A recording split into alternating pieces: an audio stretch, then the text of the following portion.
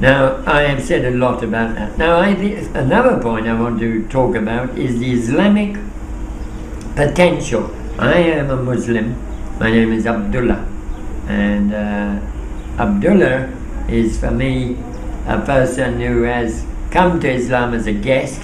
I was invited by people, my friends, to become a Muslim, and I said yes. And I think, like coming to a new country, I've learned many things, and I've become very interested in Islamic ideas, and I have followed them as far as I feel I've been able to understand a lot of the Quranic messages, and I've studied the Quran carefully to understand the Islamic point of view. I'm not a believer that everything can be defined by religion. I believe religion has a very important role to play, particularly in Islamic countries, where I think you can reach the people through their religious knowledge and ideas. And I want to say things in that framework of religion to the Mawlanas, to the teachers, to the educators, and above all to the students and the children. And then we need to do that, I think, to bring a deeper understanding of how Islam has been framed to protect resources, particularly water is absolutely central in Islamic thinking.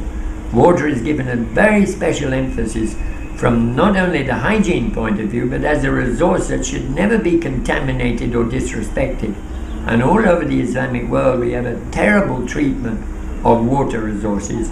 The effluents of Karachi spill unhindered into the ocean to poison our fish and coastlines and deplete the biodiversity of the region. This is a crime against all Muslims, and it's an insult to our health, and it's an insult to the future health of our planet.